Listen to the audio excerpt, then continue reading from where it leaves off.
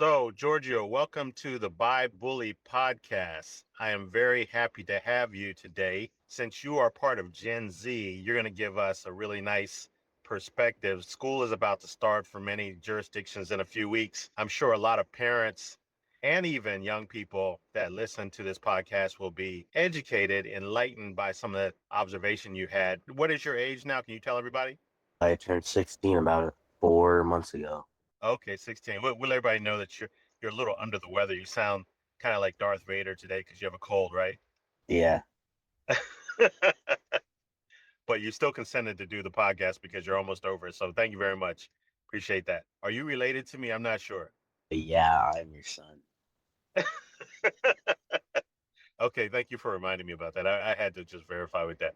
And some people will call me out on it if I don't bring it out. You are now entering 11th grade, if I'm not mistaken, right? Yeah, You're part of this digital generation, like they call them digital natives. Basically, can you remember a time where there was no internet? Can you remember a time when there was no cell phone?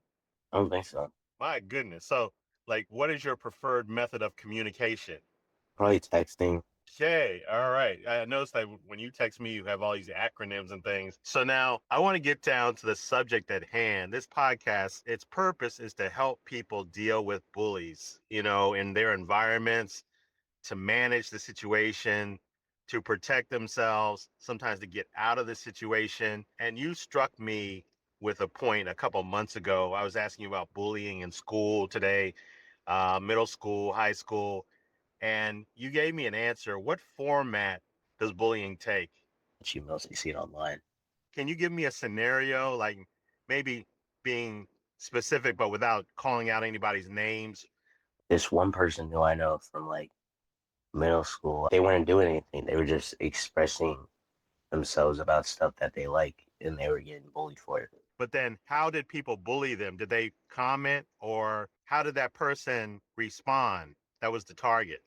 At first, they didn't really care, but then they started like deleting the stuff that they posted before because they felt bad about it. And when you say they felt bad about it, did you see like major emotional breakdown or was it just like they just were uncomfortable? They just seemed uncomfortable. Okay, that's very interesting. Like the way people can post, try to be expressive, other people can come to that post and try to tear them down. So that happens a lot, are you saying, with young people? Yeah, What about going on the offensive? Have you seen people make posts about someone else that they want people to pile on and make this person feel really bad and down? when I first got to high school, there was like this Instagram page called, blah blah high school confessions, and most of it was just like people saying bad things about other people or like being like, hey, this person is blah blah blah. They did blah blah blah to me. What was the fallout on that? Some of it turned into actual fights at the school. This one girl, I don't really know their names, but they were like beefing over some.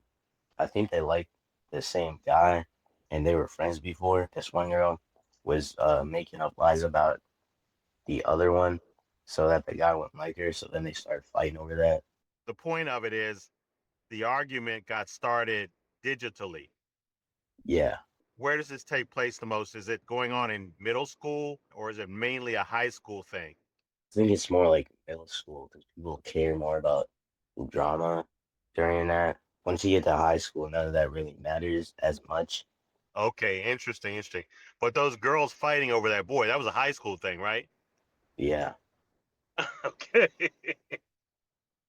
Man, did they have anybody else like on their side like during the fight or was it just two of them or did it turn into a mob? like most of the fights there turn into a bunch of people circling with their phones and stuff. Doing what with their phones? Like they circle around them and start filming and stuff. Oh yeah, that's the phenomenon now. No one breaks it up, everybody just puts it on Instagram. Is that what they're doing? Yeah, The authority figures that are around in middle school, the teachers, the principal, the vice principal, the coaches of the teams, high school, same thing. What are they doing about the stuff? Are they aware of it going on? Do they speak about it? Or are they still kind of behind the times? they don't really bother with stuff that's online. But if a fight actually breaks out, the security guards or sometimes the teachers try to break it up. So, what's your opinion? about the stuff online, because it seems like a lot of people know that they can get away with a lot of stuff on digital platforms, and it seems like it escalates there before anyone cares that's an authority figure. Is that a right assumption? Yeah, So what do you recommend as a student, as a Gen Z, that the adults in these environments do or try to do or don't do? try to ask more what's going on with someone if they look like something's happening to them. What about the parents at home? Maybe the young people can hide a lot of their digital footprints. What can the parents do without crossing the line and creating distrust or something like that? Do you have any recommendations? How can parents at home help their kids to not get so far down the road with dangerous situations, whether they're being bullied or bullying someone? Try to have a family sit down or something. Since if it's their child, they would probably be able to see like if something's happening between them. Okay, that's pretty good. I know you and I talked a few years ago when you were in middle school about that one girl that was getting bullied, and then somebody took some video of it. Do you remember that situation? Yeah, And that thing, man, it looked like mob action. I mean, they were just causing her a whole bunch of headaches. There wasn't any like physical stuff that I could see in the video, but how did you respond after we talked about that situation?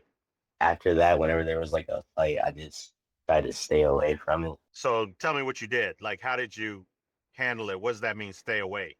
Like whenever I saw a bunch of people run into a certain place wherever it was taking place, I just kept going to my class or wherever I was going to. Did you alert teachers or anything about what was going down? Walking by, I would be like, "Hey, there's something going on down there. You should probably check it out." Oh, okay.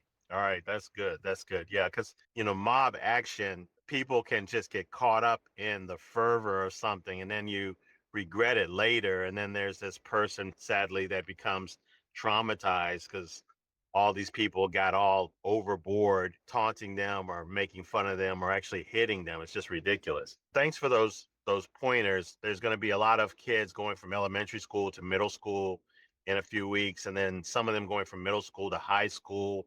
Some of them were bullied last year and they're kind of scared this year. So my final question to you is, if you are one of these people going through this transition into a new grade, or sometimes even a new school, how do you have a preventive action as a young person so that you can kind of avoid all this chaos?